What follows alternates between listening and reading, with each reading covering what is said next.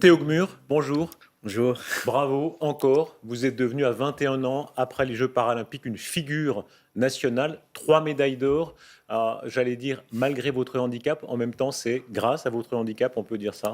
Oui, je pense que c'est vraiment grâce au handicap parce que le sport, en général, déjà, il m'a tellement apporté Hein. d'avoir pu le faire avec, d'avoir pu le faire avec le handicap. C'est vrai que, ouais, c'était aussi une fierté. Voilà. Fierté, persévérance, c'est une leçon de vie que vous apportez. Il y a une énorme cote autour de vous depuis votre retour des JO. On va raconter ça, raconter votre histoire. Voilà, vous avez 2 ans, même pas 2 ans, quand l'AVC vous frappe en pleine nuit. Oui, alors en fait, j'ai eu ça à 2 ans, comme vous l'avez dit. J'ai été victime d'un AVC pendant la nuit et c'est vrai que le lendemain, je me suis réveillé et on savait pas Hein. réellement ce que j'avais. Du coup, on m'a amené au CHUV et là, on a fait des tests pour savoir ce que j'avais eu réellement. On racontera votre histoire. Alors, la gloire aujourd'hui, en gloire avec les 3 médailles aux Jeux Olympiques. Les Jeux Olympiques, d'abord, c'est vraiment, il y a une magie des Jeux, hein. Quand on revient des Jeux, tout le monde vous veut. Vous l'avez vécu, ça, hein. Oui, je l'ai vraiment Voilà. vécu et c'est clair que c'était dur de voir l'extrême, de passer de 0 à 100, Hein. comme je l'ai peut-être déjà dit, mais c'est vrai que ouais, c'est vraiment une grande magie, c'est une grande fête du sport et c'était tellement beau de pouvoir y participer. Les photos accompagneront cette émission. Alors, celle-là, quelques photos de votre enfance. Une photo, bon, je crois que vous êtes à l'école, je ne sais pas quel âge vous avez à ce moment-là. Quand vous regardez cette photo, voilà, elle est ici, là, vous êtes évidemment à gauche. Vous avez quel âge là? Là, je dois avoir 3 ans Ouais. et ouais, c'est une photo qui m'a marqué parce que c'est le premier jour d'école de mon grand frère et je l'avais accompagné ce jour-là pour son premier jour. Quand vous voyez cette photo-là et maintenant le chemin parcouru, quel sentiment? Un sentiment quand même un peu de fierté, Hmm. mais aussi ouais, de voir tout le chemin parcouru, malgré les difficultés, c'est beau aussi. Ce retour, il y a eu un petit trou noir. On dit souvent, hein, chez les très grands champions, quand on rentre, il y a un petit moment où la pression redescend. Vous l'avez senti, vous? Oui, et je l'avais déjà vécu en fait en rentrant du Canada des finales de Coupe du Monde. Ouais. Et là encore en Corée, ben, ces dernières semaines, c'est clair que ouais, ça m'a fait j'ai eu cet effet-là. Et ouais, c'est pas facile à gérer, c'est clair, on passe vraiment par toutes les émotions et ouais, pour ça, je pense que c'est aussi normal qu'on passe par ce moment de trou noir. Qu'est-ce qui a changé pour vous avant et après les JO? Je dirais, je vis des moments que peut-être j'aurais jamais pu vivre avant. Hmm.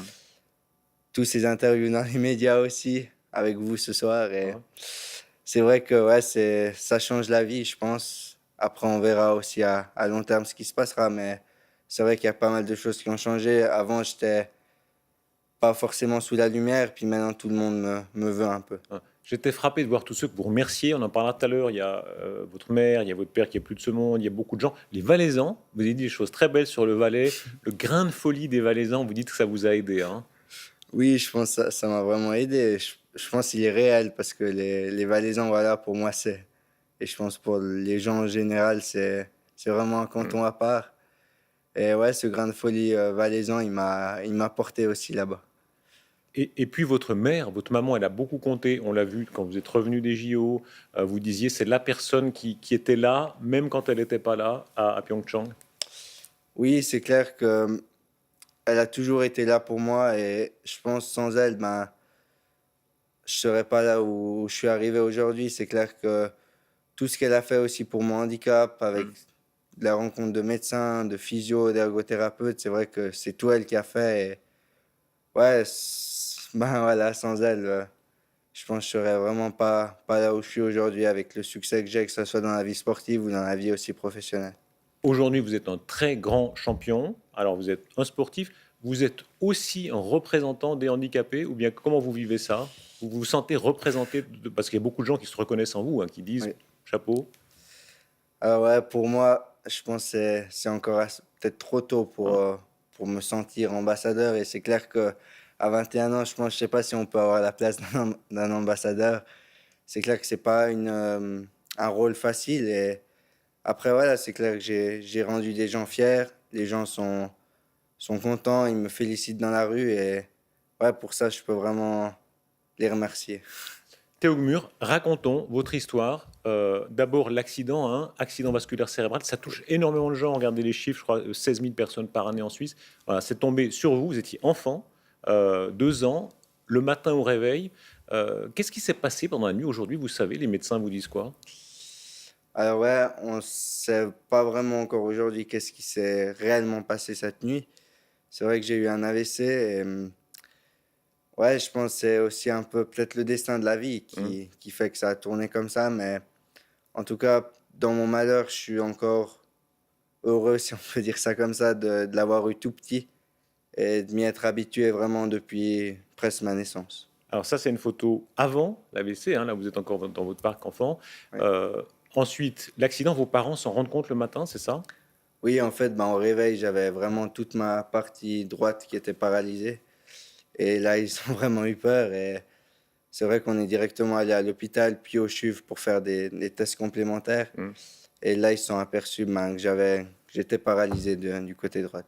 Alors, depuis lors, c'est assez fascinant quand vous racontez ça. Vous avez deux corps en réalité, un corps droit, un corps gauche. Vous avez réussi à les équilibrer de manière assez étonnante. C'est un travail qui, quelques photos qui le rappellent, ça c'est l'ergothérapie, hein. Oui, Alors, c'est ce long combat que vous avez mené pendant toutes ces années. Vos parents et vous, ultra combatifs, ça se sent, hein. Vous vous êtes battu, battu, battu, c'est ça? oui, ben, je pense aussi que dans ces moments-là, dans ces périodes-là, il n'y a pas tellement d'autres choix non plus. Faut continuer la vie et il faut se battre pour réussir au mieux. Et ouais, c'est vrai que pendant toutes ces années, ben, j'ai fait beaucoup de soins pour essayer vraiment que la différence se montre pas. Hum.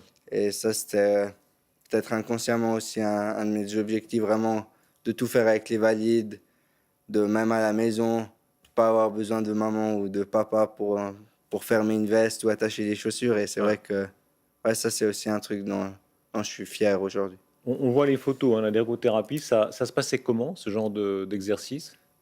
Ouais, en fait, il y avait diverses méthodes d'ergothérapie et c'est en fait pour relâcher les muscles, pour les mobiliser aussi. Et ouais, ça aide à, on va dire, pas péjorer le côté paralysé. Hein. Le combat, c'était aussi essayer tous les sports. Ça, c'est très spectaculaire. Très vite, vos parents disent, on va le mettre avec les valides, hein, Oui, euh, y compris pour... Alors, il y a des photos qui en parlent, hein, le canoë, la natation, vous avez tout essayé. Le hockey même, le hockey sur glace, c'est ça? oui, Ouais. oui, j'ai vraiment j'ai passé par tous les sports, je crois, on Ouais. peut le dire. Et c'est clair que je pense que mes parents, ils l'ont fait aussi parce qu'ils sentaient que j'avais peut-être ce besoin de me sentir et que je me sentais bien avec les valides. Et ouais, c'est vrai que d'avoir passé par tous les sports, les avoir fait avec les valides, c'est peut-être une force aussi qui m'a été donnée à ce moment. J'imagine, il y a des moments de découragement quand même, parce que voilà, vous étiez très différent des autres. C'était comment? C'est clair qu'il y a des moments de ras-le-bol et ouais, en fait, aussi un des problèmes, je dirais, du handicap, c'est vraiment que on voit une amélioration, mais vraiment petit à petit. Et ça, c'est vraiment dur à accepter encore plus quand on est enfant. Et c'est vrai que ouais, ça, c'est des moments qui sont pas faciles aussi pour la famille, l'entourage. C'est des moments durs. Enfance à Nanda, là aussi quelques photos, hein, c'est vos photos, merci beaucoup, hein, les photos qui racontent un peu cette enfance quand vous êtes à Nanda. Qu'est-ce qu'on a comme photos? On va les voir à l'école. Voilà, ça c'est l'escalade avec votre père, Oui, hein. Vous faisiez ça à quel âge? ça devait être aussi autour des 3 4 ans comme Ouais. ça. Et ouais, c'est vrai que ouais, j'ai tout essayé parce que j'avais aussi cette envie de changer de sport, de pas toujours faire la même chose. Et ouais, ça, c'est des bons moments aussi. Il y a une sacrée rage sportive, hein, parce que beaucoup d'entre nous, simplement quand on a un petit peu mal le matin, mal au dos, on est un peu désespéré. Et avec l'handicap que vous aviez, y aller sans arrêt, c'est extraordinaire. C'est extraordinaire, mais je pense que au bout d'un moment, le handicap, ou à des moments, il disparaît peut-être aussi. Quand on vit tous les jours avec et on s'habitue à ça. C'est clair qu'il y a des moments de ras-le-bol, il y a des mauvais moments, mais il y a aussi des bons moments. Et je garde surtout les bons moments au final parce que ben, c'est ça qui apporte le plus. La vie quotidienne, alors avec votre frère, avec vos copains, avec l'école, ça, vous me disiez ça changeait, oui, ça changeait un petit peu évidemment. Les profs faisaient attention. Oui, les profs faisaient attention. C'est vrai que Aussi, ben, quand j'avais des cours de gymnastique, là, on adaptait les examens, on faisait tout pour essayer de m'aider de la meilleure façon possible. Le caractère, vous me disiez tout à l'heure, vous avez un sacré caractère, hein, vous n'avez pas toujours bon caractère, c'est bien Non, ça. non, d'ailleurs, Ça se marque comment? Qu'est-ce qui se passe quand vous êtes fâché? ouais, c'est clair que je suis une tronche et quand je veux quelque chose, je vais vraiment au bout Ouais. pour y arriver, coûte que coûte. Et c'est vrai que des fois, ben, de faire à sa façon, comme on dit, ben, ça plaît pas à certaines personnes, mais voilà, c'est un petit côté que j'ai de moi, j'ai aussi le bon côté. Exemple de ça, c'est quand vous vous accrochez, quoi qu'il arrive, Oui, ben, je pense que c'est vraiment, ouais. par exemple. Ben, un exemple tout bête avec la médaille que vous avez devant vous, c'est Ouais. clair que Alors, 3 médailles, hein, elles sont trois là sur ce médailles, oui. plateau. Alors d'abord, c'est assez lourd, on peut les montrer, hein.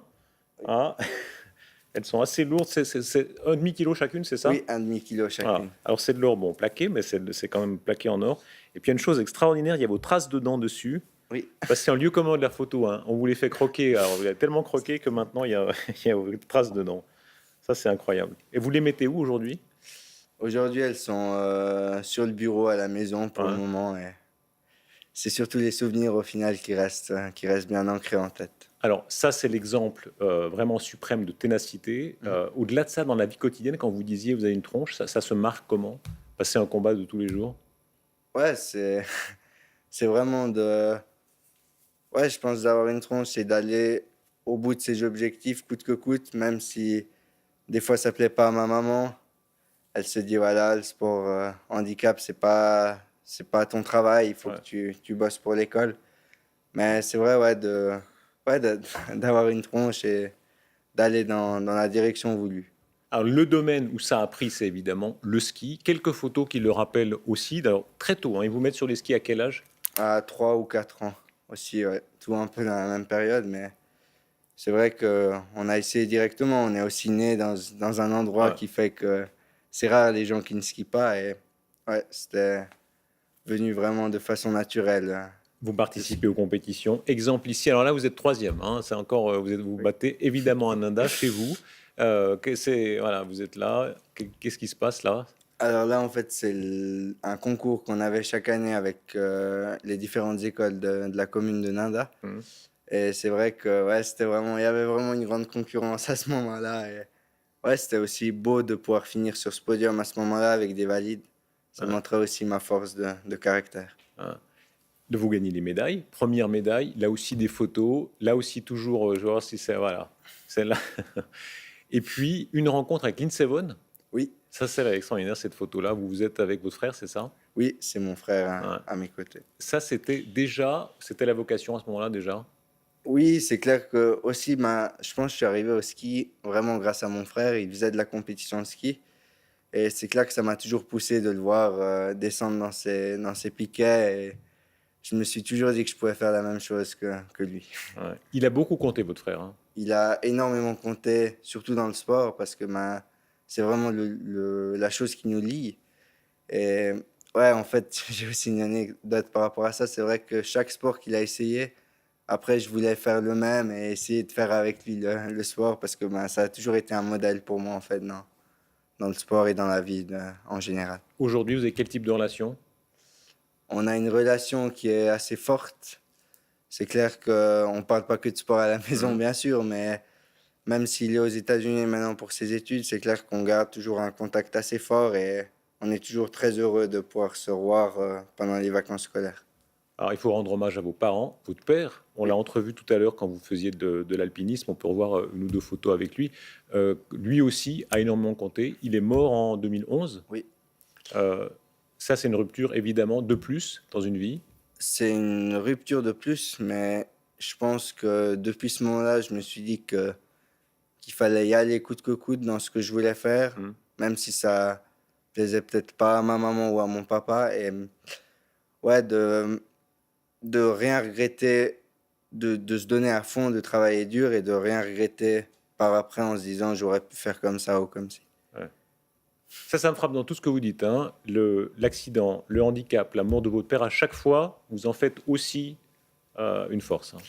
En fait, inconsciemment, peut-être chaque chose qui n'allait pas ou qui s'est pas bien passée dans ma vie, j'ai essayé de le transformer en force.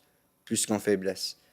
Et oui, au final, on peut dire peut-être que ça a payé, peut-être, on ne sait jamais, mais il y aura peut-être encore des mauvais moments dans la vie et il faudra de nouveau les surmonter, il faudra de nouveau se battre. Mais c'est clair que ouais, chaque mauvais moment qui passait ou chaque mauvaise période, j'essaie vraiment de direct passer à autre chose, puis me dire que le passé, il est derrière, mais Ouais. maintenant, on peut construire le futur. Et ça, je pense que c'était aussi un point important. C'est quoi le secret, franchement? Vous étiez en direct dans notre journal il y a quelques semaines et je vous disais, c'est vrai que vous êtes jeune, hein, 21 ans. En Oui, même temps, on a envie de vous demander conseil. Comment est-ce qu'on fait pour surmonter? Parce que alors après, vous avez eu encore d'autres épreuves. Vous avez une mononucléose, vous avez une grave opération hein, au au poignet poignet, à la cheville. et Oui. à la cheville. Et à chaque fois, vous remontez jusqu'à la marche suprême. Il y a un secret. Je pense qu'il n'y a pas de secret où chacun a son Ouais. propre secret. Mais c'est vrai que ouais, c'est après chacun fait son propre chemin de vie. Je pense que je suis pas non plus exceptionnel comme personne. Il y a des gens encore beaucoup plus exceptionnels. D'ailleurs, vous avez invité une personne, Louis Derengs, Mhm. ouais, qui me fascine aussi dans sa façon de voir la vie Ouais. et Qui avait perdu les deux qui bras, qui avait a perdu perdu les deux les deux bras. bras Ouais. justement. Et ouais, c'est vrai que après voilà, je pense que dans la vie, il faut se battre coûte que coûte et ouais, comme je l'ai déjà dit, je pense on peut arriver à des belles choses même si ça va pas ou moins bien à certains moments. Et puis quand je disais vos parents, un mot encore sur votre mère. Effectivement, alors on a vu à quel point vous le disiez, à quel point elle a compté. Hommage à toutes les mamans, hein. Franchement, elle est l'incarnation de ça.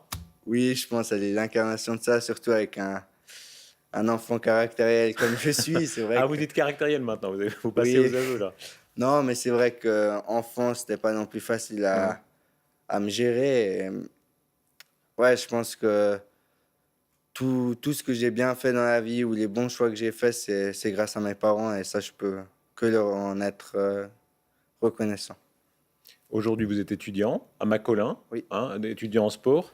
Vous avez pris du retard, j'imagine. j'ai pris beaucoup de retard et je pense que j'en aurai encore jusqu'à la période des examens, mais c'est vrai que je pense, ben voilà, il y a le côté sportif, puis il y a le côté professionnel. Et dès lundi, je vais retourner sur les bancs d'école et me concentrer à 100% pour ça jusqu'au mois de septembre. Vous avez une vie de champion et en même temps une vie d'étudiant. Ça va? Vous arrivez à joindre les deux? Oui, alors ben, c'est clair que les gens, peut-être, ils se font pas l'idée de se dire, voilà, Théo Gmur a 3 médailles d'or et Ouais. il fait que ça. Mais pour moi, le ski, je pense, ça l'est, et ça le sera toujours. C'est un hobby pour moi. Je le fais vraiment pour le plaisir. Et c'est vrai qu'à côté, il y a des études et je pense que c'est vraiment la partie la plus importante parce on le sait très bien dans le sport handicap, on ne vit pas de ça et c'est pour ça aussi qu'il faut, je pense, avoir une bonne formation à côté au cas où il y aurait des blessures ou si je Ouais. décide un jour d'arrêter ma carrière. Vous savez déjà ce que vous ferez après? Alors, on verra déjà finir le bachelor, je pense Hmm. que c'est important, mais j'aimerais bien me diriger plus tard dans le marketing du sport. À Pyeongchang, j'imagine, vous avez reçu les messages du monde entier, en tout cas de la Suisse entière. Qu'est-ce qui vous a frappé le plus? Je pense que c'est surtout le nombre. Ouais. Parce que ben, après une médaille, 2 médailles, 3 médailles, je m'attendais quand même à recevoir des messages, mais seulement de la famille proche. Et ouais, j'ai reçu tellement de messages, d'ailleurs j'en ai encore aujourd'hui à répondre, mais c'est vrai que ouais, j'ai eu tellement de choses et je pense quand même le plus beau, c'était ceux de ma famille proche, de mon frère et de ma Hmm. maman qui m'ont énormément touché.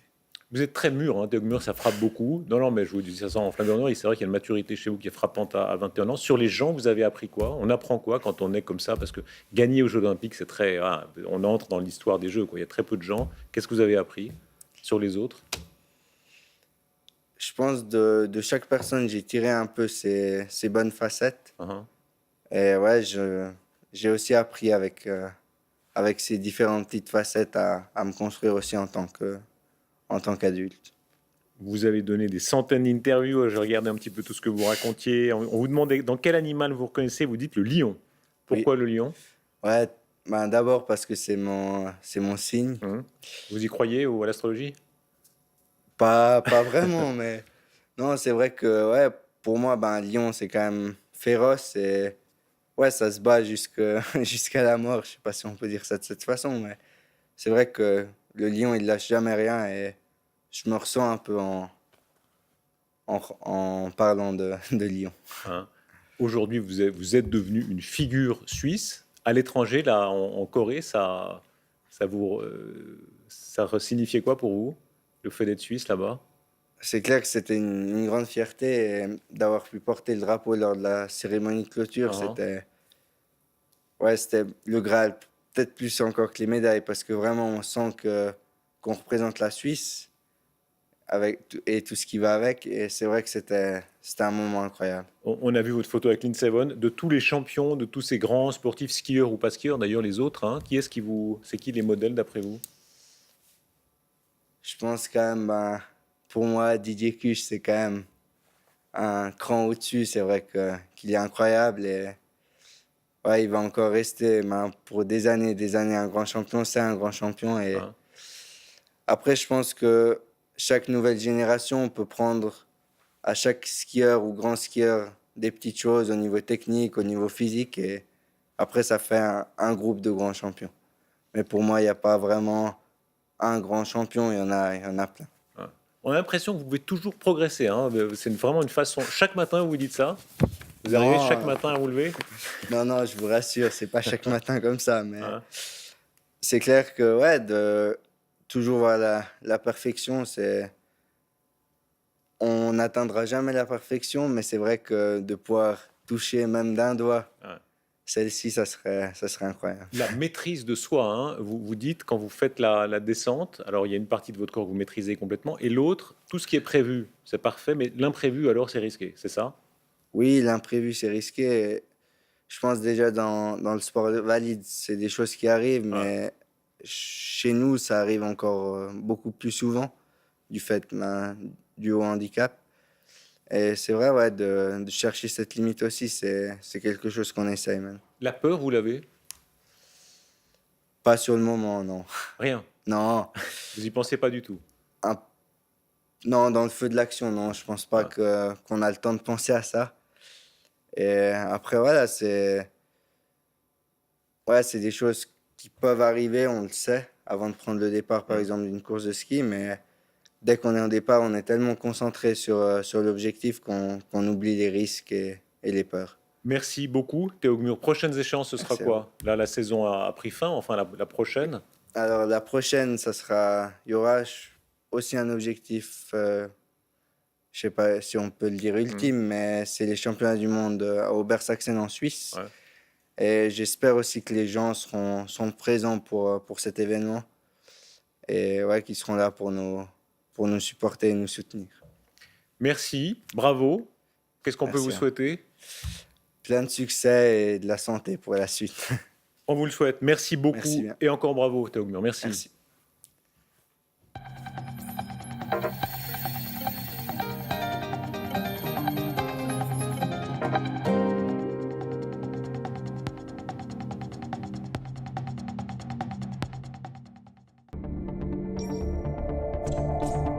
Pardonnez-moi avec le matin dimanche.